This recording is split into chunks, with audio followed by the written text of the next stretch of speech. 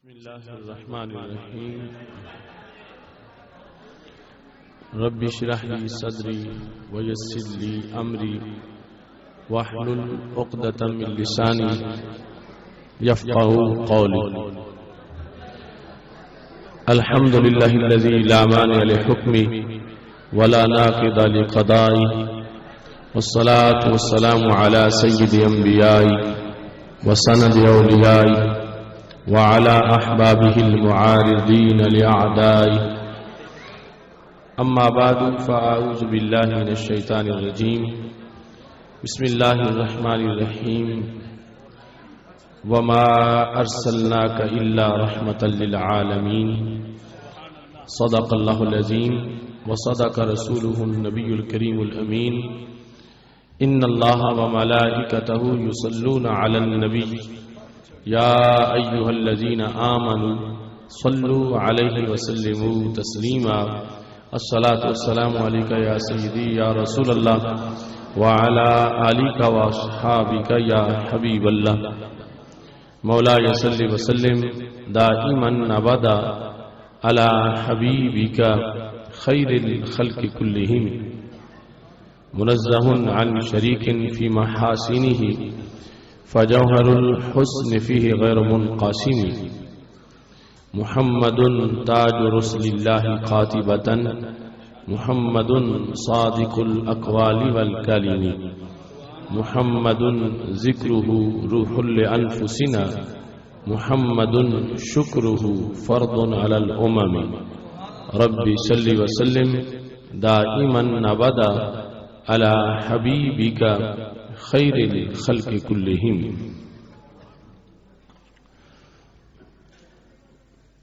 خدا ہے جن کو عظیم کہتا، خدا ہے جن کو عظیم کہتا، مقام ان کا بڑھا بڑھا کر انہی کی عظمت بتا رہے ہیں، انہی کے نعرے لگا لگا کر. خدا نے ان کو علوم بخشے، قرب میں اپنے بلا بلا کر، عیاں ہے ان پہ وہ ذرہ ذرہ رکھو جسے تم چھپا چھپا کر.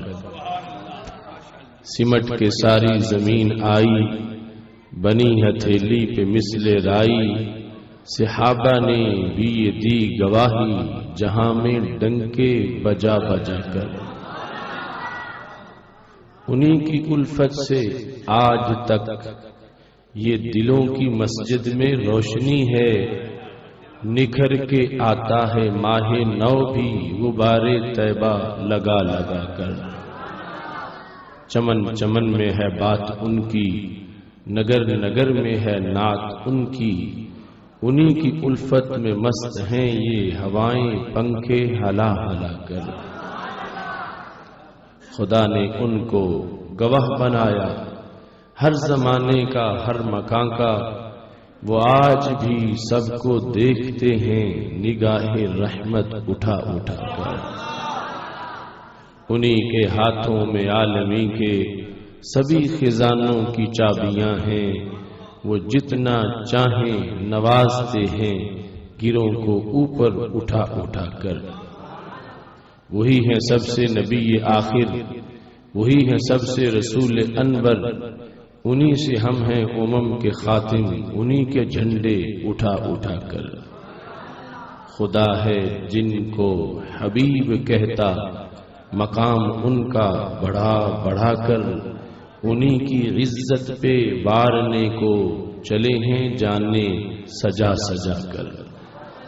یہ سن لے یورپ ہمارا رشتہ ہمارے آقا سے دائمی ہے، ہم ان کی عزت پہ پہرا دیں گے سروں کی فصلیں کٹا کٹا کر. یہ سن لے منکر ہمارا رشتہ ہمارے آقا سے دائمی ہے، ہم ان کی عزت پہ پہرا دیں گے سروں کی فصلیں کٹا کٹا کر. یہ چھوٹی موٹی جماعتیں کیا ہماری غیرت دبا سکیں گی؟ ہمیں مجدد و خیر آبادی نے حر بنایا پڑھا پڑھا کر. نہ گھبرانا باطل کی یورشوں سے، یہ بدر و خندق کا فیصلہ ہے۔ بگھا کے دم لیں گے ظلمتوں کو، چراغ دل کے جلا جلا ہے۔ جو ان کے در پہ گیا سوالی، کبھی نہ لوٹا وہاں سے خالی۔ وہ آج بھی بھر رہے ہیں جھولی، سبھی کو طیبہ بلا بلا کر۔ بنا جو شان نبی کا واصف، کہا کسی نے کہ ان کا آصف۔ حرم کی جانب بلا رہا ہے، قرآن و سنت سنا سنا کر۔ اللہ تبارک و تعالی جل جلالہ وعم نوالہ واتم برہانہ وعظم شانہ وجل ذکرہ وعز اسمہ کی حمد و ثنا، اور حضور سرور کائنات، مفخر موجودات، زینت بزم کائنات، دستگیر جہاں، غم گسار زمان، سید سروراں، حامی بے قسم، قائد المرسلین، خاتم النبیین، احمد مجتبی جناب محمد مصطفیٰ صلی اللہ علیہ وآلہ وصحبہ وبارک وسلم کے دربار گہربار میں ہدیہ درود السلام عرض کرنے کے بعد، رون کے محفل استاذ العلماء حضرت علامہ مولانا محمد حنیف چشتی صاحب زید مجدہ، رہنما جماعت اہل سنت پاکستان، خطیب پاکستان حضرت مولانا محمد شاہد چشتی صاحب زید مجدہ، وارثان ممبر و محراب، ارباب فکر و دانش، نہایت ہی معزز و محتشم سامعین حضرات، رب ذوالجلال کے فضل اور توفیق سے آج ہم سب کو موضع بلے والی کی سرزمین پر اس عظیم الشان محفل میلاد مصطفیٰ صلی اللہ علیہ وسلم میں شرکت کی سعادت حاصل ہو رہی ہے۔ میری دعا ہے رب ذوالجلال یہاں کے علماء کرام اور ان نوجوانان کی اس کاوش کو اپنے دربار میں قبول فرمائے، اور خالق کائنات جل جلالہ تمام شرکاء کو قدم قدم پر لاکھوں ثواب عطا فرمائے۔ ماہ ربیع الاول شریف کا چاند جو ہی طلوع ہوتا ہے، خوشیوں کا ایک نیا دور اور نیا سلسلہ شروع ہو جاتا ہے۔ ہر طرف درود و سلام کی بزم سجتی ہے، ہر طرف محافل میلاد کا انعقاد ہوتا ہے۔ وہ چاند جو آفاق پہ طلوع ہوا تھا، لگتا ہے اس شاخ کے ماتھے پہ طلوع ہو گیا ہے۔ اہل سنت و جماعت کے گلشن ہرے بھرے نظر آتے ہیں، اور ہر طرف جشن بہاراں ہوتا ہے۔ عید میلاد النبی صلی اللہ علیہ وسلم گرمی میں آئے پھر بھی عید ہے، سردی میں آئے پھر بھی عید ہے، اور ایسا اہتمام ہے کہ کبھی بھی عاشقوں کو یہ عید بھولنے نہیں پاتی۔ کچھ لوگوں کو اس سلسلہ میں تشویش ہے، مگر اگر ہم کائنات کا نظام دیکھیں تو ہر چیز کا جواب نظام فطرت میں موجود ہے۔ آپ جانتے ہیں کہ جس وقت خزاں کا زمانہ گزرتا ہے اور بہار کی رت آتی، جس طرح اب بہار کی آمد ہے، آج تک تاریخ میں ایک مرتبہ بھی ایسا نہیں ہوا کہ موسم بہار تو آیا ہو اور درختوں نے جشن بہار نہ منایا ہو۔ بہار آئے اور گزر جائے اور ابھی تک درخت سوئے ہوئے ہوں، کبھی بھی ایسا نہیں ہوا۔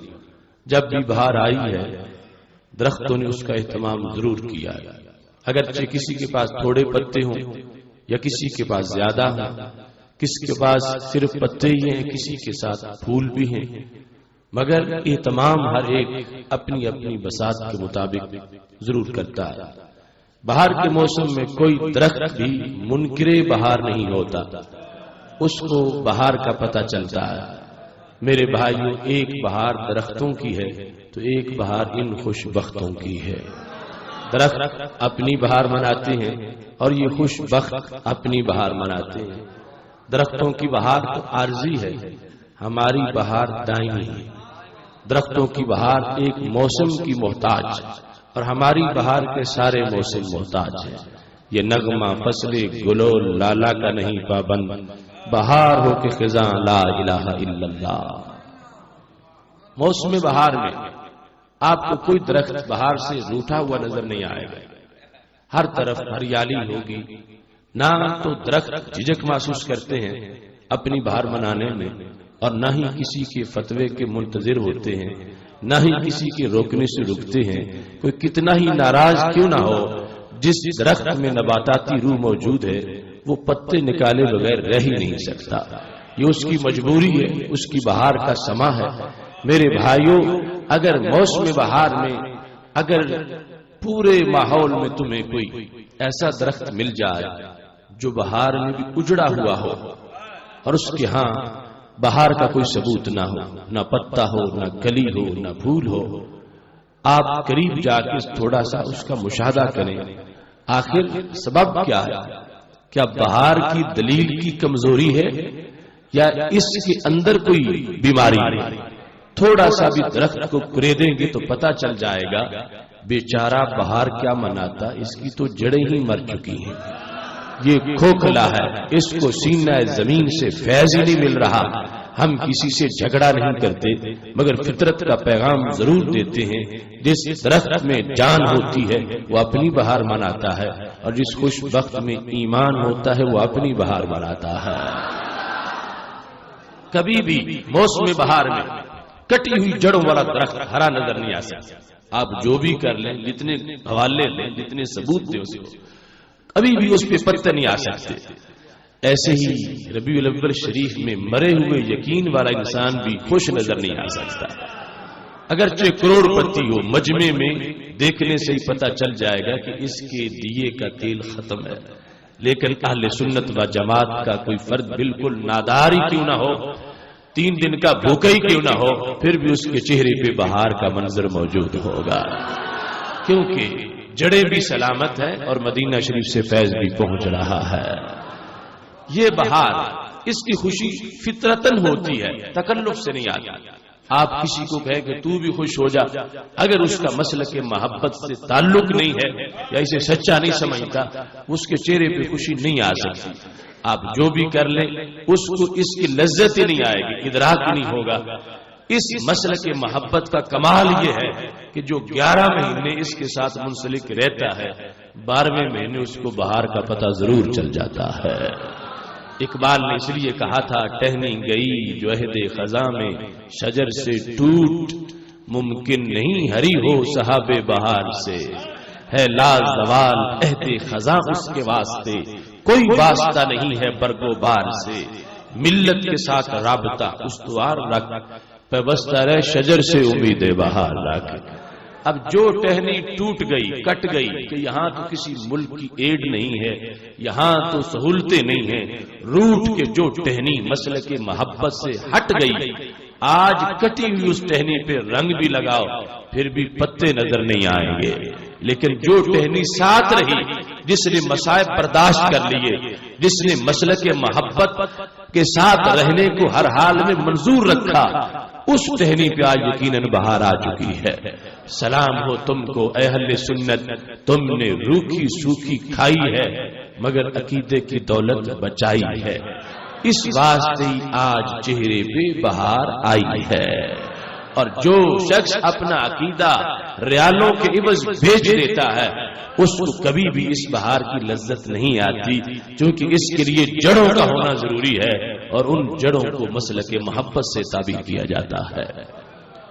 یہ ادائے محبت جس میں آج ہم بیٹھے ہیں، ہر ایک تم میں سے جانتا ہے، اگرچہ وہ مفتی و مدرس نہ بھی ہو، کہ وہ اللہ کا شکر ادا کرنے کے لیے آیا ہے کہ اس نے ہمارے نبی علیہ السلام کو بھیج کر ہم پہ کرم فرمایا ہے۔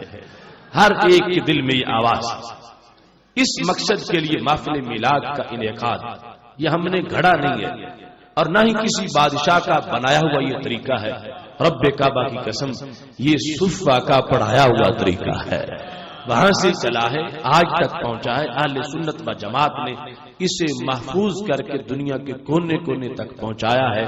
پتہ چل رہا ہے جو نور صفہ سے طلوع ہوا تھا آج بھی وہ سینوں میں موجود ہے، اور 12 ربیع الاول شریف کی چاندنی سے آج بھی کروڑوں سینے چمک رہے ہیں۔ اس سلسلہ میں صحیح مسلم شریف کی وہ حدیث شریف ذہن میں رکھیے جس کو امام طبرانی نے موجم کبیر میں روایت کیا اور جس کو امام بہقی نے شعب ایمان میں روایت کیا. ہمارے آقا صلی اللہ علیہ وسلم صحابہ کرام علیہ رضوان کے جلسے میں تشریف لائے. دیکھا میرے صحابہ بیٹھ کر ایک موضوع بیان کر رہے ہیں. میرے نبی علیہ السلام نے پوچھ لیا ما اجلسکم، صحابہ یہ جلسہ کیسا ہے، یہ اجتماع کیسا ہے، کس محبت نے تمہیں بٹھا رکھا ہے، موضوع سخن کیا ہے؟ جو فرش پہ بیٹھ کے عرش کی خبریں دے ان سے اپنی مسجد کا جلسہ چھپا ہوا نہیں تھا. پوچھا اس لیے تھا آج میرے پوچھنے پر میرے صحابہ جو جواب دیں گے، کل بلے والی میں بیٹھے ہوئے غلاموں سے جب کوئی پوچھے گا کہ سب کچھ چھوڑ کے دن کے وقت مصروفیت کا ٹائم تھا کیوں آ بیٹھے ہو، تو جو جواب میرے صحابہ دیں گے وہی کل میرے غلام بھی جواب دے دیں گے. پوچھا اس بنیاد پر، ورنہ ہمارے نبی علیہ السلام کی نگاہ کہاں کہاں تک دیکھتی ہے. بخاری شریف میں ہے حضرت ام حارثہ رضی اللہ تعالی عنہا جب ہمارے نبی علیہ السلام کے پاس آئیں اور کہا حارثہ میرا لاڈلا بیٹا تھا شہید ہو گیا، اگر جنت میں پہنچ چکا ہے پھر تو صبر کر لیتی ہوں، اور اگر نہیں پہنچا تو مجھے کم از کم رونے کی تو اجازت دے دو، میں اپنے حارثہ کو رو لوں کہ وہ ضائع ہو گیا. جب انہوں نے یہ پوچھا تو ہمارے نبی علیہ السلام نے یہ نہیں فرمایا جیسے کچھ لوگ آج نبوت کا تعارف کرواتے ہیں. کچھ لوگ کہتے ہیں کہ اللہ کے نبی کا کام نماز کا مسئلہ بیان کرنا ہوتا ہے، اللہ کا نبی روزے کے مسائل بیان کر سکتا ہے، اللہ کا نبی حج کا طریقہ بیان کر سکتا ہے، مگر غیب کی خبر دینا یہ اللہ کے نبی کا کام ہی نہیں ہے معاذ اللہ. اگر ایسا ہوتا تو سرکار فرماتے تیرے بیٹے نے میرے کہنے پر رب کا کلمہ پڑھا اور میرے کہنے پہ جہاد پہ گیا پھر شہید ہو گیا، تو بھی جانتی ہے کہ مٹی میں دفن کیا، میں بھی جانتا ہوں مٹی میں دفن کیا، اب تو مجھ سے اس سے آگے کیا پوچھنا چاہتی ہے؟ وہ تو سارا غیب کا معاملہ اور میں غیب نہیں جانتا. ہرگز ہمارے نبی علیہ السلام نے یہ نہیں فرمایا. کیا فرمایا؟ انہا لجنان وان ابنک اصاب الفردوس الاعلی. حارثہ کی امی تم ایک جنت کی بات کرتی ہو، میرے رب کی تو بہت سی جنتیں ہیں اور تیرا حارثہ اس وقت سب سے اونچی جنت میں پہنچ چکا ہے. فوراً 7 آسمانوں کے پار جنت میں حضرت حارثہ کی موجودگی کو کنفرم کر دیا میرے محبوب علیہ الصلوۃ والسلام نے. اتنی دور تک زمین سے آسمان تک 500 سال کا سفر ہے، ہر آسمان کے اندر 500 سال کا سفر ہے، ہر آسمان سے اگلے آسمان تک 500 سال کا سفر ہے. 7 آسمانوں کے پار جنت ہے، وہاں پھر فردوس وہ ساری جنتوں میں سے اونچی جنت ہے. جنت کے 2 درجوں کے درمیان میں فاصلہ 500 سال کا ہے اور حدیث صحیح میں 100 درجہ ہے جنت کا. اب اتنی بلندیوں تک جو نگاہ فوراً پہنچ گئی تو اپنی مسجد میں بیٹھے ہوئے صحابہ کو دیکھنا اس میں کسی طرح کا کوئی غبار نہیں تھا. پوچھا اس لیے تھا کہ میرے غلام آج مجھے جواب دیں گے، میں منظور کر لوں گا تو کل میرے غلاموں کو جو بعد والے ہیں اپنا کوئی جواب نہیں دینا پڑے گا، میرا منظور کردہ جواب لوگوں کو سنا دیں. تو صحابہ کرام علیہم رضوان نے کیا جواب دیا؟ حدیث کے لفظ ذہن میں رکھنا. کہتے ہیں جلسنا ندعو اللہ ونحمدہ علی ما ہدانا لدیننا ومن علینا بک. جواب کا خلاصہ یہ ہے کہ صحابہ کرام علیہم رضوان کہنے لگے یا رسول اللہ صلی اللہ علیہ وسلم ہمارا ایک ہی موضوع ہے، ایک ہی نغمہ ہے، ایک ہی نعرہ، ہم سارے بیٹھے یہی بیان کر رہے تھے فضل رب العلا، اور کیا چاہیے، مل گئے مصطفیٰ، اور کیا چاہیے. جلسنا ہم بیٹھے ہیں، ندعو اللہ خدا کو پکار رہے ہیں، نحمدہ اس کی تعریف کر رہے ہیں. کس بیس پر؟ علی ما ہدانا لدیننا، کہ اس نے ہمیں اس دین کی ہدایت دی. ومن علینا بکا، محبوب تجھے بھیج کے ہم پہ کرم فرمایا. جو تمہاری آمد پر ہم پہ احسان ہوا ہم اس کو ذکر کر کے اللہ کا شکر ادا کر رہے ہیں. مسلم میں بہی ہے، باقی دونوں میں بیکا ہے. بہی ضمیر میں بھی مرجع وہ دین اور ایمان ہے جو بالآخر نبی علیہ السلام کی ذات کی طرف لوٹ.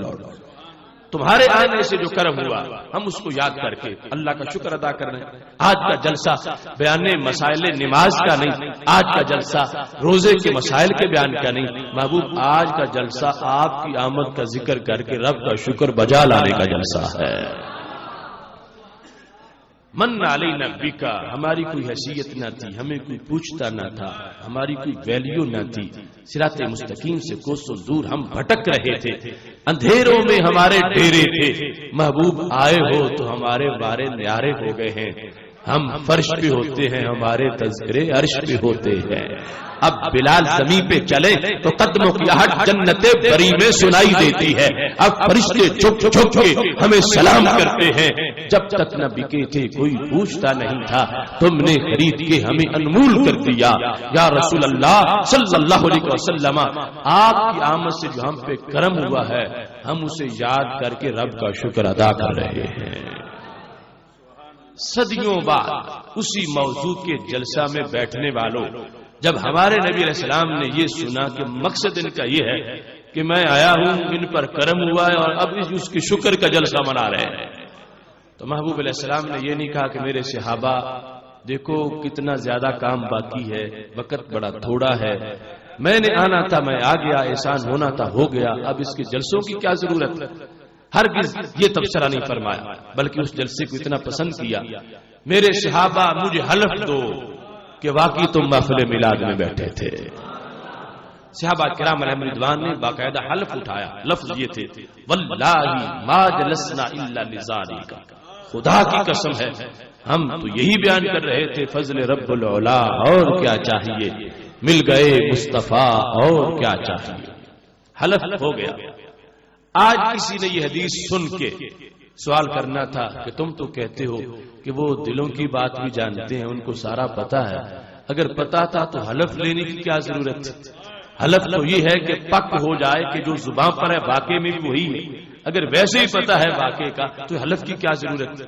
آج کسی نے یہ اعتراض کرنا تھا، اسی جلسہ میلاد میں میرے نبی علیہ السلام نے جواب بھی ارشاد فرما دیا، تیری نظر خارزار شب میں گلاب تحریر کر چکی تھی، اجاڑ نیندوں کے خواب میں انقلاب تحریر کر چکی تھی، میرے ذہن کے فلک پر جو سوال چمکے تو میں نے دیکھا، تیرے زمانے کی خاک ان کے جواب تحریر کر چکی تھی۔ کیا فرمایا؟ لم استحلفکم تہما، میرے صحابہ میں نے حلف شک کی وجہ سے نہیں لیا، تم سچ بول رہے ہو، حلف لینے کا مقصد کچھ اور تھا۔ کیا؟ جاءنی جبریل فاخبرنی ان اللہ یباہی بکم الملائکۃ، تم تھے اپنے جلسہ میلاد میں تھا کاشان نبوت میں، میرے رب کو تمہارا جلسہ اتنا پسند آیا ہے، اس نے سدرہ سے میرے پاس جبریل کو بھیجا ہے، اور جبریل مجھے بتا کے گئے ہیں اللہ فرما رہا ہے اے فرش زمین پر محفل میلاد منانے والوں، عرش بری پہ رب تمہیں یاد کر رہا ہے۔ جاءنی جبریل، جبریل میرے پاس آئے ہیں، فاخبرانی انہوں نے بتایا ہے، کیا ان اللہ، بے شک اللہ، یباہی فخر کر رہا ہے، بکم تمہاری وجہ سے، الملائکہ فرشتوں کے سامنے، کہ تمہارا یہ کارنامہ، تمہاری یہ محفل رب کو اتنی پسند آئی ہے، اللہ فرشتوں کو دکھا کے کہتا فرشتوں دیکھو یوں ہوتے ہیں غلامان نبی صلی اللہ علیہ وسلم، کہ لے کے قرآن اور ایمان وصول کر کے بھول نہیں گئے، اب بھی میرے محبوب کو یاد کر کے میرا شکر ادا کر رہے ہیں۔ رب ذوالجلال نے اتنا پسند کیا، ہم یہ نہیں کہتے کہ ہماری محفل صحابہ کی محفل کے ہم پلہ ہے، چونکہ ان میں سے ہر ایک ایمان کا سورج تھا، ہم چھوٹے چھوٹے چراغ ہیں، مگر ہم یہ کہنے میں حق بجانب ہے کہ جس مقصد کے لیے انہوں نے محفل منعقد کی تھی، آج اسی مقصد کے لیے اہل سنت نے بھی منعقد کر رکھی ہے۔ محتشم سامع حضرات، یہ جب انعام اترا عرش سے، ایگزیکٹ اس ٹائم صحابہ کا عمل کیا تھا؟ کیا وہ بدر میں تھے یا احد میں تھے؟ وہ خندق میں تھے یا حنین میں تھے؟ وہ کعبہ کا طواف کر رہے تھے یا صفا مروہ میں سعی کر رہے تھے؟ رب کعبہ کی قسم ہے یہ سارے کام انہوں نے کیے ہیں، مگر جس وقت کی میں بات کر رہا ہوں اس وقت نہ بدر میں تھے، نہ احد میں تھے، نہ خندق میں تھے، نہ حنین میں تھے، نہ حالت طواف میں تھے، نہ حالت جہاد میں تھے، بلکہ وہ تو محفل میلاد میں تھے اور واضح کر رہے تھے عباد والو ہم احد بھی جاتے ہیں، بدر بھی جاتے ہیں، روزے بھی رکھتے ہیں، نماز بھی پڑھتے ہیں، جہاد بھی کرتے ہیں، مگر کچھ وقت نکال کے اپنے محبوب کو یاد بھی کرتے ہیں۔ وہ سلسلہ جو صحابہ کرام علیہ رضوان سے شروع ہوا آج تک وہ محفوظ، یہ کسی بادشاہ کا بنایا ہوا طریقہ نہیں، یہ صحابہ کرام علیہ رضوان سے چلا جس کو اللہ نے عرش سے رجسٹرڈ کر دیا، اور آج تک اہل سنت اس کے وارث ہیں۔ ہاں یہ ضرور ہے وہ دور صحابہ تھا، اس وقت کے تقاضے اور تھے، آج کے تقاضے اور ہیں، اس وقت صورتحال اور تھی، آج کی صورتحال اور ہے۔ صحابہ بدر میں تھے پھر بھی محفل میلاد تھی، احد میں تھے پھر بھی محفل میلاد تھی۔ ہم 20 گھنٹے بھی بیٹھے رہے تصور پختہ کر کے سارے خیال نکال کے، کیا پھر بھی وہ پردہ اٹھے گا ہماری آنکھوں سے جو صحابہ کا 1 سیکنڈ سے پہلے اٹھ جاتا تھا؟ وہ ان کا انداز، اور وہ چھوٹا سا جلسہ بھی کر لے پھر بھی ان کے لیے چمک کی چمک ہے۔ ہم نہ وہ زمانہ پا سکیں اور پھر نہ ان کے ذکر کی محفل سجا سکیں تو پھر اپنا ایمان کیسے بچا سکیں؟ اس واسطے یقیناً یہ لازم ہے کہ ایسی محافل کا اہتمام کیا جائے۔ ہاں وہ زمانہ، اس کے آداب اور آج کے آداب، اور اس وقت قرآن لکھنے کے لیے کاغذ نہیں ملتا تھا، قرآن ہڈیوں پہ لکھا گیا، قرآن پتھروں پہ لکھا گیا، قرآن پتوں پہ لکھا گیا، قرآن چمڑے پہ لکھا گیا۔ جس زمانے میں قرآن لکھنے کے لیے کاغذ نہ ملتا ہو، ضد کرنا کہ اس زمانے سے میلاد کی جھنڈیاں دکھاؤ، تو یہ حماقت نہیں تو اور کیا ہے؟ جس زمانے میں حضرت سیدنا امیر حمزہ رضی اللہ تعالیٰ عنہ شہید ہو جائیں احد کے میدان میں، اور کفن کے لیے کپڑا نہ ہو، جو دھوتی باندھ کر جہاد کر رہے تھے وہی دھوتی کفن کے لیے استعمال کی گئی، مگر چھوٹی اتنی تھی، قدموں کی طرف کھینچتے تھے تو سر ننگا ہو جاتا تھا، سر کی طرف کھینچتے تھے تو قدم ننگے ہو جاتے تھے۔ تو میرے نبی علیہ السلام فرمانے لگے، صحابہ میرے چچا کے سر پہ کپڑا ڈال دو اور قدموں پہ اذخر گھاس ڈال دو۔ اب سوچو جس زمانے میں کفن کے لیے کپڑا نہ ملے، آج یہ ضد کرتے ہیں کہ ہمیں وہاں لگے ہوئے میلاد کے بینر دکھاؤ۔ اس وقت کا تقاضا جو تھا اس کے مطابق انہوں نے میلاد منایا۔ وہاں تبوک جاتے وقت اتنی کمی ہو گئی، صحیح مسلم کی کتاب الایمان میں موجود ہے، راشن ختم ہو گیا تو رسول اللہ صلی اللہ علیہ وسلم نے فرمایا حضرت عمر رضی اللہ تعالیٰ عنہ کی تجویز پر کہ جو کچھ کسی کے پاس بچا ہوا ہے وہ سامنے لا کر ڈھیر کر دو۔ سب نے بوریاں جھاڑی تو اتنا قحط پڑ چکا تھا، باقی کے جتنا بیٹھی بکری کا جسم ہوتا ہے اتنی ڈھیری لگی۔ اس میں کیا کیا تھا؟ محدثین کہتے ہیں کہ بڑی مقدار کھجور کی گٹھلیوں کی تھی۔ اب یہاں پر سوال ہوا کہ اعلان تھا کھانے والی چیزیں رکھو، گٹھلی تو کھائی نہیں جاتی، کھجور کھائی جاتی ہے، گٹھلی پھینک دی جاتی ہے۔ تو وہاں پر شارحین لکھتے ہیں بات اصل میں یہ ہے کہ یہ ناز نخرے بعد والوں کے ہیں جو کہتے ہیں گٹھلی پھینکی جاتی ہے، کھجور کھائی جاتی ہے۔ تمہیں پتہ نہیں کہ صحابہ کرام علیہ رضوان نے کیا جگر پگھلا کے اسلام کو پھیلایا تھا۔ وہ جب کھجور کھاتے تھے گٹھلی نہیں پھینکتے تھے، سنبھال کے رکھتے تھے کہ جب کچھ بھی نہیں ملے گا منہ میں گٹھلی رکھ کے تھوڑا سا پانی پئیں گے تو تھوڑی سی مٹھاس گٹھلی سے پانی میں شامل ہو جائے گی۔ اب جس زمانے میں گٹھلیاں چوس چوس کے گزارا کیا جاتا ہو، وہاں میلاد کے لنگر کی دیگیں تلاش کرنا یہ بے وقوفی نہیں تو اور کیا ہے؟ صحابہ کرام علیہ رضوان کا اپنا انداز تھا، اس کے مطابق انہوں نے کیا۔ یہ لوگ جو آج ہم سے جھگڑے کرتے ہیں کہ پھر انہی کی طرح کی محفل منعقد کرو، تو ہم ان سے پوچھنے کے حق بجانب ہیں کہ کیا تمہیں نقش قدم صحابہ کا صرف محفل میلاد میں ہی نظر آتا ہے؟ باقی بھی تو احوال زندگی ہیں۔ صحابہ کی 3 منزل کی کہاں بلڈنگیں تھیں؟ صحابہ کے ایک ایک مہینے کے 6 جوڑے کہاں تھے؟ وہ ایک ایک دھوتی پہ 6 سال گزارا کریں اور تم روزانہ نیا سوٹ پہنو۔ جس وقت وہ ایک ایک کھجور پہ 2 دن گزارا کریں اور تم ایک ایک کھانے میں 5 ڈشیں استعمال کرو، اس وقت تو یاد نہ آئے کہ صحابہ کا طرز عمل کیا تھا۔ اور جب میلاد کی باری آئے اس میں یہ یاد آ جائے کہ صحابہ کا طرز عمل کیا تھا.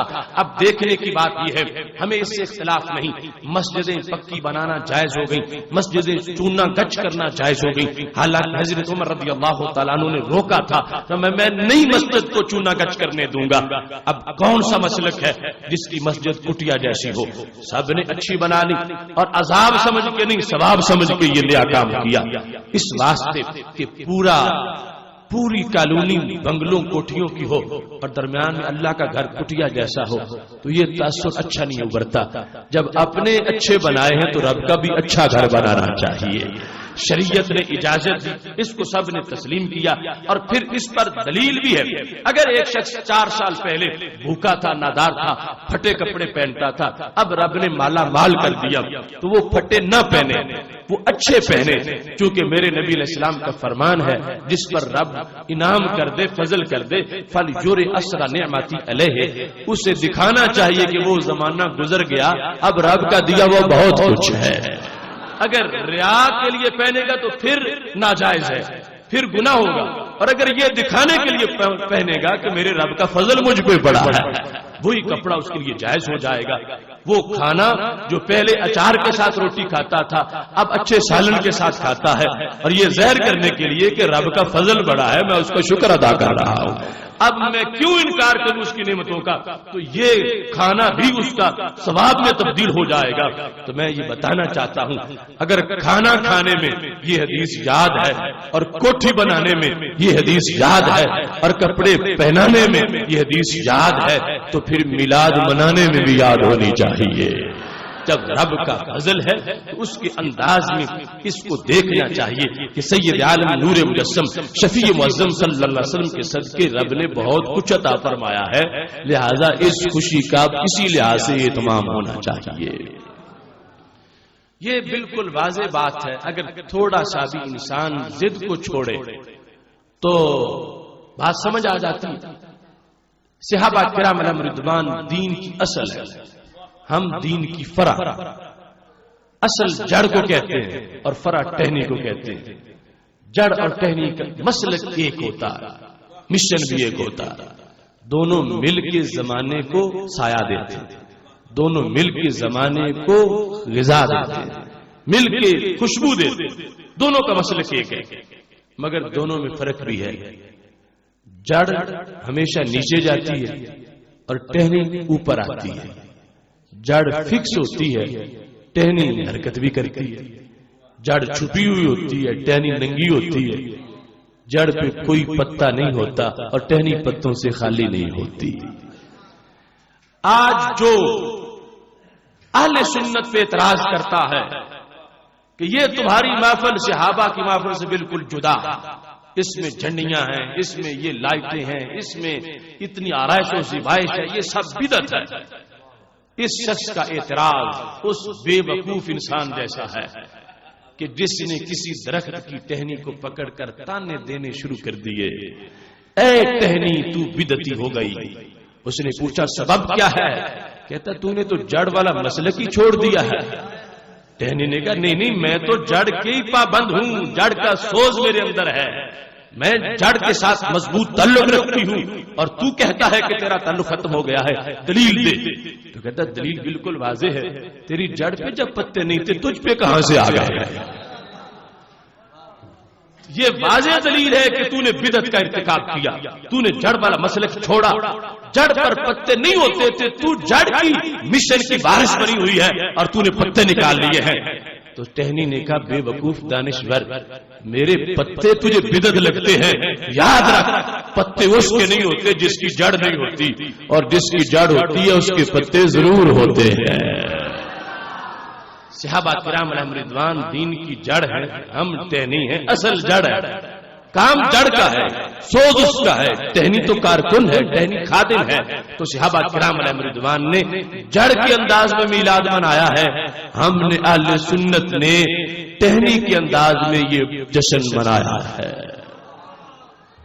یہ پوری کائنات یونیورسلی سب سے بڑی. لوگ پوچھتے ہیں یہ تیسری کہاں سے آ گئی؟ ہم کہتے ہیں یہ تیسری نہیں, یہ تو ہے ہی پہلی, باقی ساری عیدیں بات کی. تیسری عید، یہ پہلی عید ہے۔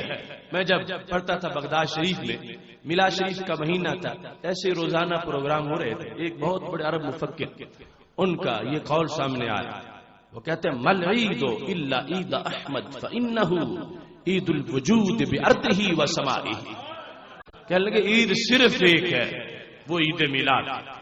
پوچھا گیا کیا عید الاضحیٰ کا انکار کرتے ہو، عید الفطر کو نہیں مانتے؟ تو کہنے لگے نہیں مانتا ہوں، مگر وہ تو چھوٹی چھوٹی عیدیں ہیں، عید الفطر کبھی چیونٹیوں نے نہیں منائی، اور عید الاضحیٰ کبھی چڑیوں نے نہیں منائی، عید الفطر کبھی سمندر کی مچھلیوں نے نہیں منائی، عید الاضحیٰ کبھی آسمان کے ستاروں نے نہیں منائی، وہ عیدیں صرف انسانوں کی ہیں، یہ عید انسانوں کی بھی ہے، زمین و آسمانوں کی بھی ہے۔ عید الوجود بارضہ وسمائہ، یہ عید ہے عید وجود، جس کو بھی وجود ملا یہ اس کی عید ہے، اور یہ کوئی جذباتی نعرہ نہیں۔ قرآن مجید اور حدیث سے سینکڑوں نصوص اس پر دلالت کرتی ہیں کہ کائنات کی ہر شے اپنے اپنے انداز میں اس خوشی کا اسے احساس بھی ہے اور اس کا وہ اظہار بھی کرتی ہے، انداز ان کا اپنا اپنا ہے، لیکن اسے پتہ ہے کہ میرے محبوب آئے ہیں اور اپنے محبوب علیہ السلام کی آمد پر وہ خوشیوں کا اظہار ضرور کر رہی ہے۔ اس تعارف پر اگر آپ حوالے چاہیں تو ہر مخلوق کی ہر صنف پر حوالہ دیا جا سکتا ہے، صرف انسانوں میں سے کچھ ہیں کہ جو بے خبر ہو گئے، باقی جو مخلوق جس کو جس جگہ رب نے فکس کیا ان کا عقیدہ وہی ہے۔ یہ مارجن بڑھنے گھٹنے کا انسان میں تھا کہ بڑھنا چاہے تو فرشتوں سے بھی آگے نکل جائے، گرنا چاہے تو ڈنگروں سے بھی نیچے چل جائے۔ اس میں عقل بھی ہے، حیوانیت بھی ہے، حیوانیت پر عقل کو غالب کرے فرشتوں سے آگے نکل جائے، اور عقل پر حیوانیت کو چڑھا دے تو ڈنگروں سے بھی نیچے چلا جائے۔ بدل گئے تو کچھ انسان بدل گئے۔ اگر باقی کائنات کا انداز دیکھنا ہے تو عرش پہ تازہ چھیڑ چھاڑ، فرش پہ طرفہ دھوم دھام، کان جدھر لگائیے تیری ہی داستان ہے۔ بخاری شریف میں ہے رسول اللہ صلی اللہ علیہ وسلم تشریف فرما ہے، صحابہ کرام علیہ رضوان کے جھرمٹ میں تشریف لے جا رہے ہیں، سامنے سے اونٹ آ گیا۔ اب اس نے کیا کیا، ہمارے نبی علیہ السلام کے قدموں پہ سر رکھا، وَدَا جِرَانَهُ فَجَرْجَرَا، سر رکھا اور آواز نکالی۔ اس بات کو بیان کرنے میں چند باتیں بالکل واضح نظر آ رہی ہیں۔ آج کچھ لوگ لباس بشر کی وجہ سے یہ کہنے لگے ہم میں ان میں کوئی فرق نہیں، ان کے بھی دو ہاتھ ہیں ہمارے بھی دو ہاتھ ہیں، ان کے بھی دو قدم ہیں ہمارے بھی دو قدم ہیں، ہم ان جیسے ہیں وہ ہم جیسے ہیں۔ اللہ کا نور جو لباس بشر میں ہے اس پر کچھ انسانوں کو غلطی لگ گئی ہے، مگر قربان جائیں اس اونٹ کو غلط فہمی نہیں ہوئی۔ اگر یہ ہوتا کہ وہ ہم جیسے ہیں اور ہم ان جیسے ہیں تو پھر کسی قدم پہ بھی سر رکھ دیتا۔ اونٹ نے پہچان کہ وہی سر رکھا ہے جو سر رکھنے کی جگہ تھی۔ اس نے واضح کیا کہ اوروں کے قدم اور ہیں اور محبوب کے قدم اور ہیں، اور پھر اس نے یہ واضح کر دیا لوگوں بھول نہ جانا ہے اونٹ، مگر اونٹ کو بھی لباس بشر میں نور خدا نظر آ گیا ہے۔ اس نے سر رکھا پہچان کے، اور پھر اس نے آگے یہ بھی واضح کیا کہ میں انہیں جو رسول سمجھتا ہوں تو میرا یہ بھی عقیدہ ہے جو رسول ہوتے ہیں وہ مشکل کشا بھی ہوتے ہیں۔ اس نے باقاعدہ اپنی درخواست پیش کی، اس کو پتا تھا کہ میرے نبی علیہ السلام کو ٹرانسلیشن کے لیے کسی ٹرانسلیٹر کی ضرورت نہیں پڑے گی، میں جو بولوں گا کیونکہ نبی میرے ہیں تو میری بولی سن لیں گے۔ باقی کو سمجھ نہیں آئی، لیکن سرکار نے کہا انہ شکا کثرت العمل وقلت العلم، یہ شکایت کر رہا ہے کہ مالک چارہ تھوڑا ڈالتا ہے کام زیادہ لیتا ہے۔ محبوب علیہ السلام نے اس کی شکایت سن کے اس کی مدد بھی فرما دی۔ اب یہاں یہ پتا چلا کہ جانوروں میں بھی تعارف ہے، انہیں پتا ہے کہ یہ محبوب ہے اور انہیں یہ بھی پتا ہے کہ رب نے کتنی بڑی شان عطا فرمائی ہے۔ آج کچھ لوگ اپنی کتابوں میں لکھ چکے ہیں کہ نبی علیہ السلام کو تو ہر بولی آتی نہیں تھی معاذ اللہ، اگر آتی ہوتی تو پھر رومی سمجھنے کے لیے ترجمان کیوں رکھا تھا۔ اونٹ بھی یہ اتنا واضح کر رہا ہے لوگوں رومی زبان پڑھنے کے لیے 4 مہینے کافی ہیں، اونٹوں کی بولی سمجھنے کے لیے 20 سال کا کورس بھی زیادہ نہیں ہوگا، پھر بھی نہیں آئے گا۔ یہ کہتا ہے کہ ٹرانسلیٹر رکھا تو بنیاد بن گئی کہ جانتے نہیں تھے. اونٹ بتا رہا ہے کہ وہ ثابت کرنا تھا کہ بعد میں جب بھی کوئی ٹرانسلیٹر رکھنے لگے تو اسے پتا چلے کہ میرے نبی کی سنت میں جواز موجود ہے. سنت بنانا مقصود تھا، ورنہ وہ تو ہر ایک کی بولی جانتے ہیں. رب نے جب رحمت ان کو سارے جہانوں کی بنایا ہے، چونٹی بیچاری رحمت مانگ رہی ہو اور رحمت دینے والی ذات کو پتا نہ ہو کہ کیا مانگ رہی ہے، چڑیا مانگ رہی ہو، رحمت دینے والی ذات کو پتا نہ ہو کہ مانگ کیا رہی ہے، اونٹ مانگ رہا ہو اور پتا نہ ہو کہ دینا اس کو کیا ہے، عربی مانگ رہا ہو، اجمی مانگ رہا ہو، ہندی مانگ رہا ہو، سندھی مانگ رہا ہو، کوئی پشتو میں بول رہا ہو، کوئی پنجابی میں بول رہا ہو، انہیں خبر نہ ہو کہ میں دینا کیا ہے تو پھر رحمت کیسے ہو سکے گی؟ یہ تقاضا ہے. جب رب نے انہیں سب کی طرف بھیجا ہے، اللہ نے سب کی بولیوں کا علم بھی عطا فرمایا ہے. اب یہاں پر ادراک ہے. اور دیکھو مشکات شریف میں پتہ چلتا ہے صرف پتہ ہی نہیں، کائنات کو محبت بھی ہے، اور محبت ہی نہیں بلکہ محبت عشق تک پہنچی ہوئی ہے.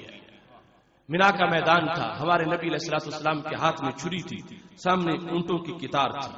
جس وقت محبوب علیہ السلام نے چھری ہاتھ میں پکڑی قربانی کرنے کے لیے تو اونٹوں نے لائن توڑ دی. اور لائن توڑ کے کیا کیا؟ کیا بھاگ گئے؟ نہیں. فتفقنا یزدلفنا الیہ بایتہن یبداؤ، سب نے لائن توڑ دی، بھاگ کے قریب آ گئے اور ہر ایک دوسرے سے اپنی گردن آگے کر رہا تھا.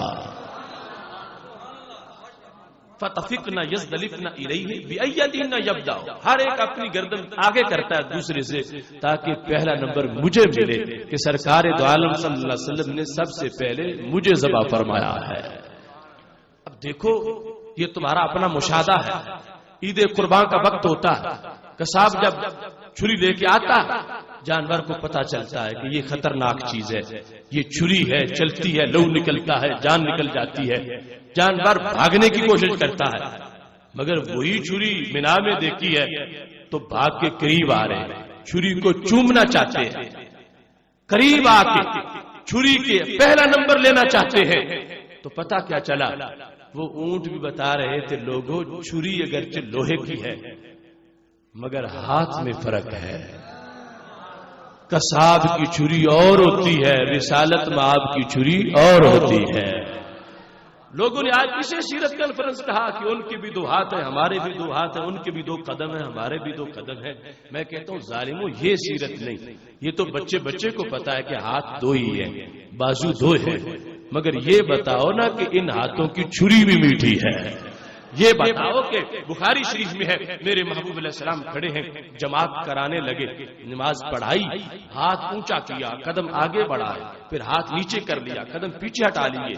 جب سلام پھیرا صحابہ کرام علیہ رضوان نے پوچھا یا رسول اللہ صلی اللہ علیہ وسلم معاملہ کیا تھا؟ نماز کے اندر کیا کچھ اضافہ ہو گیا ہے کہ ہاتھ اونچا بھی کرنا ہوتا ہے پھر نیچے کرنا ہوتا ہے؟ تو محبوب علیہ السلام نے فرمایا نہیں، اضافہ نہیں ہوا، میں جماعت کرا رہا تھا، تناولت عنقودا من الجنہ، ہاتھ اوپر کر کے جنت کا گچھا پکڑا تھا. بخاری شریف میں متعدد مقامات پر حدیث شریف. اب جماعت کرا رہے ہیں اور جنت 7 آسمانوں کے پار ہے، ہاتھ اونچا کیا، فرمایا گچھا پکڑ لیا مگر توڑا نہیں. مجھے یاد آ گیا کہ رب نے تو جنت چھپائی ہوئی ہے، ایمان بالغیب ہے اور اس میں بندوں کا امتحان ہے. اگر گچھا توڑ کے سامنے رکھوں گا تو جنت ظاہر ہو جائے گی، پیپر آؤٹ ہو جائے گا، میں نے توڑا نہیں ہے. اب یہاں پر یہ بات قابل غور ہے، یہ بیان کرنا کہ ان کا بھی قد تھا ہمارا بھی ہے، ان کی بھی بازو تھے ہمارے بھی بازو ہیں، یہ سیرت نہیں. سیرت یہ ہے کہ بیان کرو قد اونچا کتنا ہے، بازو لمبا کتنا ہے اور ہاتھ کھلا کتنا ہے. وہ کھڑے مدینہ شریف کی زمین پہ ہیں لیکن ہاتھ جنت بری میں پہنچ چکا ہے. کتنی دور جنت، ہزاروں سال کی مسافت ہے. تو پتہ چلا جس ہاتھ کو اتنی دور جانے میں کوئی دیر نہیں لگتی اسے پاکستان آنے میں کتنی دیر لگے گی. دستگیری میں فریاد امتی جو کرے حال زار میں، ممکن نہیں کہ خیر بشر کو خبر نہ ہو. اور نہ کیوں کر کہوں یا حبیبی اغثنی، اسی نام سے ہر مصیبت ٹلی ہے. اب یہ ہاتھ پہنچا ہے، جنت کا گچھا پکڑ لیا ہے مگر توڑا نہیں.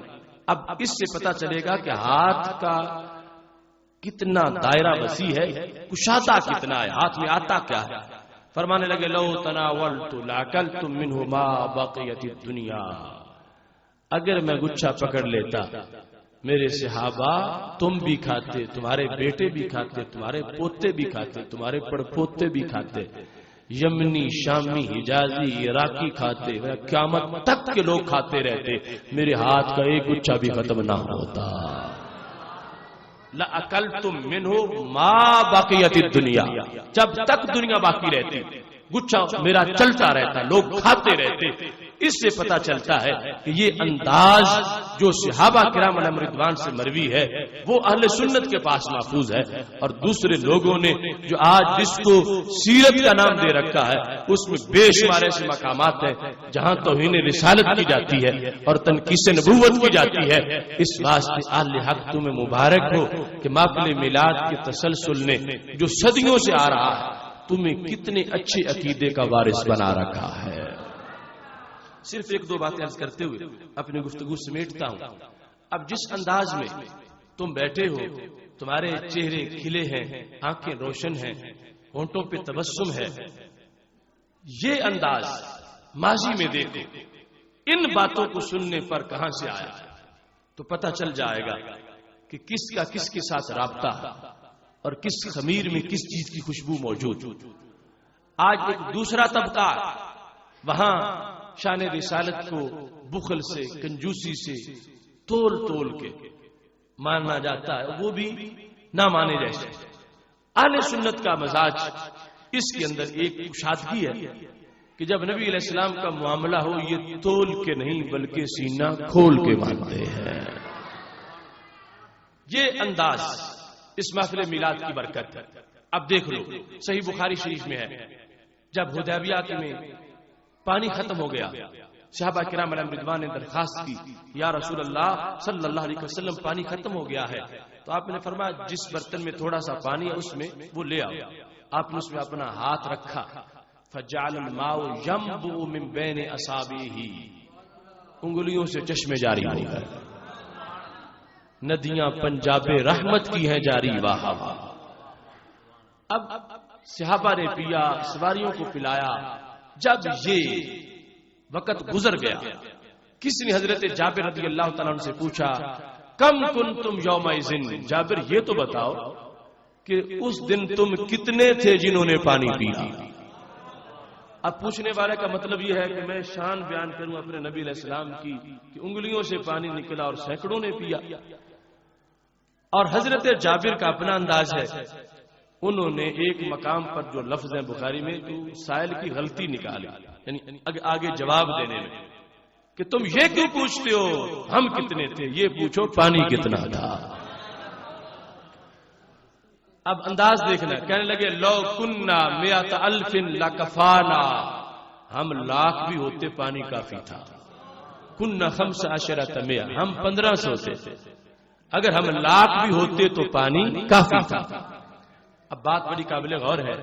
بخاری شریف کی روایت کے مطابق 1500 ہے، عام کتابوں میں 1400 ہے. اب 1500 تھے، انہوں نے پانی پیا. پانی وہی تھا جو پلا دیا، کوئی حوض نہیں بھرا.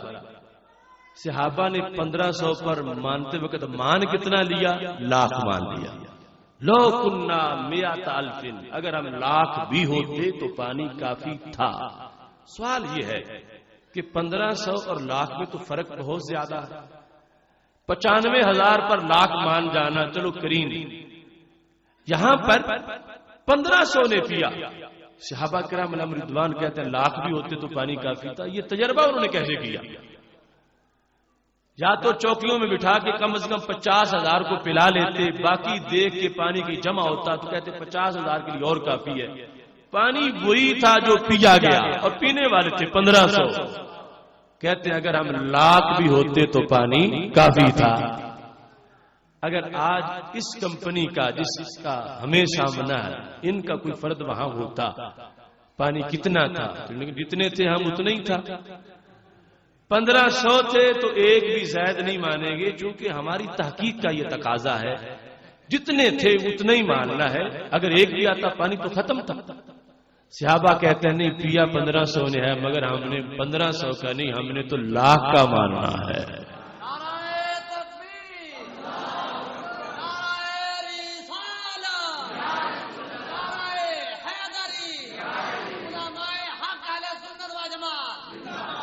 اب کیوں لاکھ کا مانا؟ صحابہ بتا رہے ہیں لوگوں بخل کی ضرورت نہیں، جو انگلیاں 1500 کو پلا سکتی ہیں وہ لاکھ کو بھی پلا سکتی ہیں، کیونکہ شان رسالت کو تول تول کے نہیں سینہ کھول کے مانا جاتا ہے۔ اب یہ فراخ دلی شان نبوت کے بارے میں یہ اہل سنت میں ہے۔ دوسرے لوگ خدا کی قسم اپنے بزرگوں میں اپنے استادوں کے بارے میں وہ لفظ بولتے ہیں جو سرکار کے بارے میں ہم بولیں تو شرک کا فتویٰ لگا۔ اب نور مجسم ہم کہیں اپنے نبی علیہ السلام کو تو وہ کہتے ہیں نہیں مانوی نور مان لو، نور ہدایت کہو، نور مجسم نہ کہو۔ مگر محمود الحسن دیوبندی رشید گنگوئی کا اگر مرثیہ لکھے تو کہتا ہے چھپائے شمع فانوس کیوں کر جس میں روشن کو تھی اس نور مجسم کی کفن میں وہی عریانی، کہ جب وہ مر گیا تو کفن پہنانے سے بھی ننگا محسوس ہو رہا تھا کیونکہ نور مجسم کا نور باہر نکل رہا تھا۔ اب اپنے استاد کو نور مجسم کہنے میں کوئی دیر نہیں لگی، مان لیا، اور نبی علیہ السلام کو نور مجسم کہنے میں آج بھی جھگڑا کیا جا رہا ہے، آج بھی جھگڑے ہو رہے ہیں۔ تو پتا چلا یہ جو جھگڑا ہے یہ شریعت کی مجبوری نہیں، ان کی گندی طبیعت کی مجبوری ہے۔ اگر شریعت روکتی ہوتی تو پھر رشید گنگوئی کو بھی نور مجسم نہ کہا جاتا، جو محبوب علیہ السلام کے طلبوں سے لگنے والے غبار سے بھی کروڑ درجہ نیچے ہے۔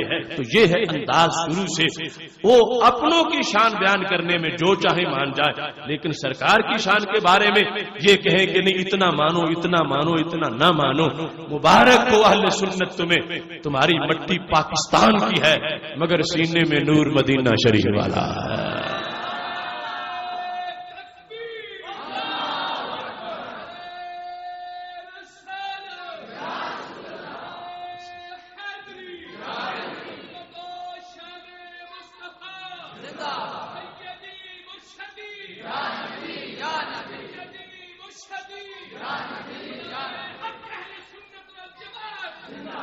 دیکھنا بخاری شریف میں ہے، حضرت جابر بن عبداللہ رضی اللہ تعالی عنہ کے ابا جی شہید ہو چکے تھے اور کافی ہمشیرہ تھی، یہودی قرض کھاتے، کھجوریں پک گئیں، کہتے اتنی تھیں ساری کھجوریں اگر میں دیتا تو آدھا قرضہ بھی نہیں اترنا تھا۔ تو میں نے نبی علیہ السلام سے جا کر کہا محبوب ابا جی شہید ہو چکے ہیں، ہمشیرگان کا بھی بوجھ بڑا ہے، یہودی بڑے کمینے ہیں، قرضہ معاف بھی نہیں کرتے، تو آپ میرے قرضے کا کوئی بندوبست فرما دو۔ تو نبی علیہ السلام نے یہ نہیں فرمایا کہ تو مشکل کشائی کروانا چاہتا ہے مجھ سے، اور اللہ کے نبی کی تو یہ شان نہیں ہوتی، نہیں فرمایا تم کھجوریں توڑ کے رکھو میں آتا ہوں بیڑے پار ہو جائیں گے۔ بخاری شریف میں 9-10 مقامات پر یہ حدیث شریف ہے، کتاب الصلح سے پڑھ رہا ہوں، کھجوریں توڑ کے انہوں نے رکھ دیں، یقین کیا تھا کہ آدھا قرض بھی نہیں اترے گا ساری دینے سے۔ محبوب علیہ السلام تشریف لے گئے، کیا مقدر ہے حضرت جابر کے باغ کا جہاں عرشوں کے مہمان جلوہ گئے، حضرت صدیق اکبر بھی ساتھ ہیں، حضرت فاروق اعظم بھی ساتھ ہیں رضی اللہ تعالیٰ عنہ۔ تو میرے محبوب علیہ السلام نے پورے ڈھیر پہ دعا مانگ دی۔ آج لوگ کہتے ہیں کھانے پینے والی چیز پر اگر دعا مانگے گی تو پھر ناجائز ہو جائے، تو سرکار نے پلیٹ پر نہیں پورے ڈھیر پر دعا مانگی ہے، اور ڈھیر پر دعا مانگنے کے بعد کیا فرمایا، جابر سارے قرض خواہ بلا لو اور سب کی بوریاں بھر دو۔ محبوب علیہ السلام تشریف لے گئے، صدیق و عمر رضی اللہ تعالیٰ عنہ بھی ساتھ چلے گئے۔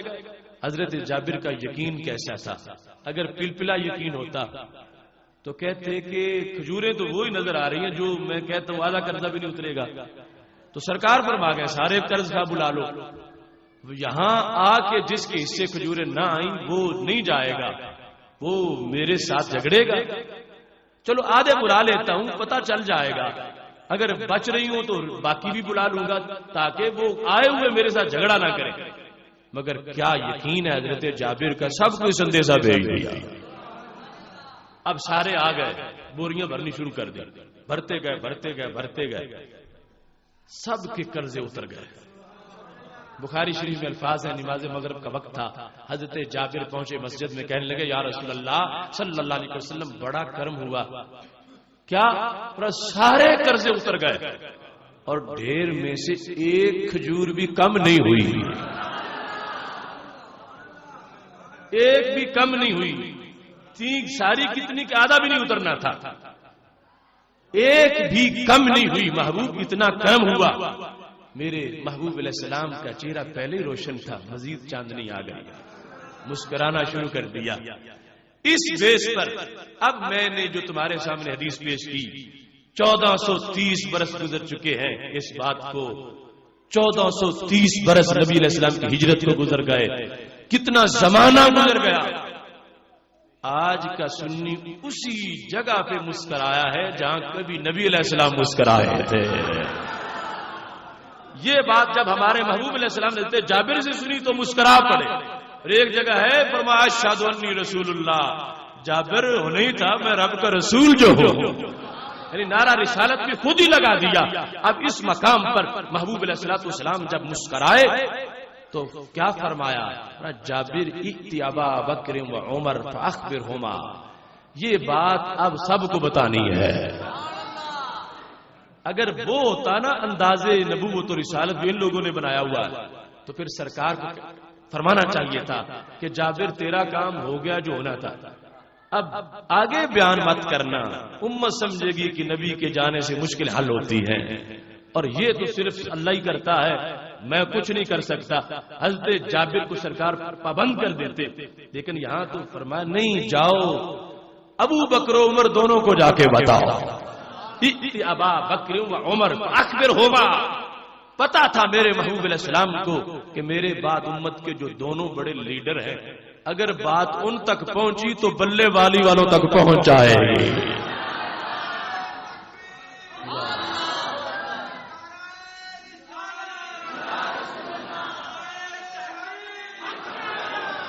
ائت ابا بکر و عمر فاخبرہما، جاؤ ابو بکر و عمر رضی اللہ تعالیٰ عنہ کو بتاؤ، کھجوریں تھوڑی تھیں، محبوب تشریف لے گئے، اتنا فضل ہوا، سارے قرضے اتر گئے، ساری کھجوریں بچ گئی۔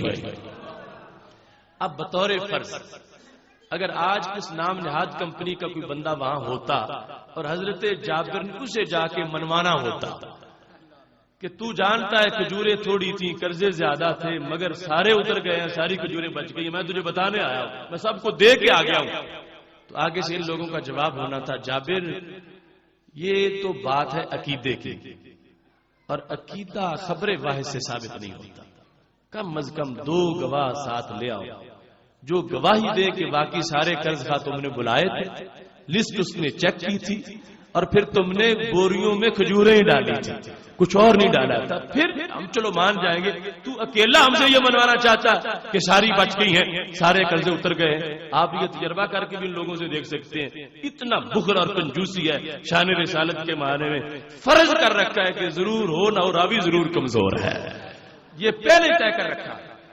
اب وہاں پر کیا ہوا، جب حضرت جابر گئے تو دونوں بڑے قائد اکٹھے بیٹھے، جا کر کہا ابو بکر و عمر رضی اللہ تعالیٰ عنکما، عجیب معاملہ ہے، تم بھی ساتھ تھے جب محبوب علیہ السلام نے دعا مانگی تھی، ساری کھجوریں بچ گئی ہیں، سارے قرضے اتر گئے۔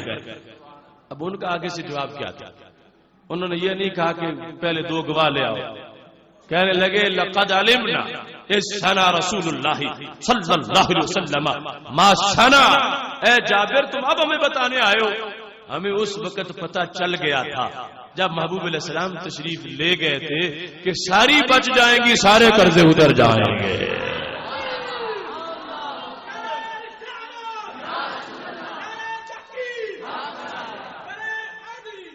یہ صحیح بخاری شریف ہے، لقد علمنا، ہم نے ماضی میں جان لیا، اذ صنع رسول اللہ صلی اللہ علیہ وسلم ما صنع، جب سرکار نے ہاتھ اٹھا دیے تھے ہمیں پتہ چل گیا تھا، یہ نہیں کہا لقد ظننا ہم نے گمان کیا، لقد تخیلنا ہم نے خیال کیا، کہتے لقد علمنا ہمیں علم آ گیا، علم آ گیا، ان سیکون ذالک کہ یہ ہو کے رہے گا کہ سارے قرضے اتریں گے، ساری کھجوریں بچ جائیں گی۔ اگر تول کے ماننا ہوتا تو پھر پاس بیٹھتے، وہ کہتے ہمیں تو پہلے ہی پتہ چل گیا تھا، اب جس جگہ وہ سینہ کھول کے بولے اس جگہ سنی بھی سینہ کھول کے بول رہا ہے. یہی بات دوسروں کے مجمع میں بیان کر دو، لگے گا تیل ہی ختم ہو گیا دیے گا، اور بالکل معاملہ جو ہے وہ صاف کھل گیا ہے. ادھر ہر چہرہ مسکرا رہا ہے، ہر آنکھ روشن ہے، تو پتہ چلا رب نے کتنا فضل کیا اہل سنت پر.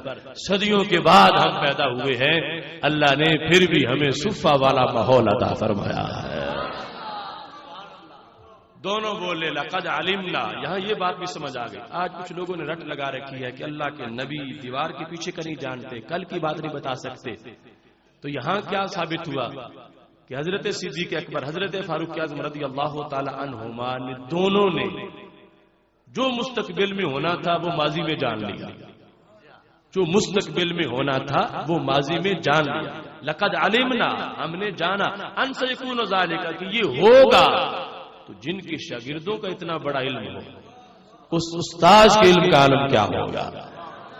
محتشم شامل حضرات، یہ آج کے دن کی خوشی ہے اس سبب سے کہ اللہ نے ہمیں اس عید کا نور عطا فرمایا ہے، اور ہم صدیوں بعد پیدا ہوئے ہیں مگر ہمارے اندر وہ طیبہ کے چاند کی چاندنی موجود ہے.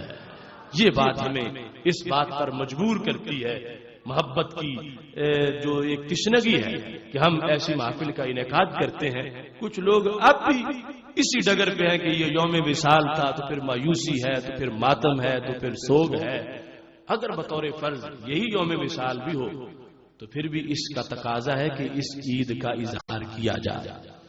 اگر ہمارے نبی علیہ السلام کے وصال کے ساتھ جو نور طلوع ہوا تھا ولادت کا، اور جو ایمان کی چمک آئی تھی زمانے میں، اور جو قرآن کی بہار ظاہر ہوئی، اگر وہ سب کچھ غروب ہو گیا ہے تو پھر تو سوگ منانا چاہیے. اور اگر 12ویں کے چاند کی چاندنی آج بھی سینوں میں موجود ہے تو پھر سوگ نہیں، پھر عید منانی چاہیے. آج بھی اس ولادت کے نور سے کروڑوں سینے منور ہیں، کروڑوں سینے روشن ہیں. تو جس کا نور اب تک باقی ہے اس کا سرور بھی اب تک باقی رہنا چاہیے. ادارہ صراط مستقیم پاکستان دن رات یہی پیغام عام کر رہا ہے. اللہ ہم سب کو اچھے عمل کی توفیق عطا فرمائے، اور جتنے احباب نے انعقاد کیا اس اجتماع کا سب کو اجر عظیم عطا فرمائے. وآخر دعوانا الحمدللہ رب العالمین. دعا الحمدللہ رب العالمین والعاقبۃ للمتقین والصلاۃ والسلام علی رسولہ الکریم. یا الہ العالمین رسول اللہ صلی اللہ علیہ وسلم کے عظیم مرتبہ کے طفیل، ہماری اس محفل کو اپنے دربار میں قبول فرما. حاضرین کی دلی نیک تمنائیں پوری فرما. بیماروں کو شفاء کامل عاجلہ عطا فرما. مقروضوں کو قرض سے نجات عطا فرما. پریشان حال لوگوں کی پریشانیوں کو دور فرما. جن کے والدین فوت ہو چکے ان کے والدین کو فردوس میں بلند مقام عطا فرما. جن کے والدین زندہ ان کے والدین کو صحت و عافیت کے ساتھ لمبی زندگی عطا فرما. یا الہ العالمین رسول اللہ صلی اللہ علیہ وسلم کے عظیم مرتبہ کی طفیل، اہل سنت کو غلبہ عطا فرما. عالم اسلام کو اتحاد و اتفاق عطا فرما. مسلمان دنیا میں جہاں کی مجبور و مظلوم ہے ان کو سب کو جبر و ظلم سے نجات عطا فرما. یا اللہ تمام شرکاء کے ایمان، عمل اور رزق میں برکت عطا فرما. وصلی اللہ تعالی علی حبیبہ خیر خلقہ سیدنا مولانا محمد وآلہ وصحبہ.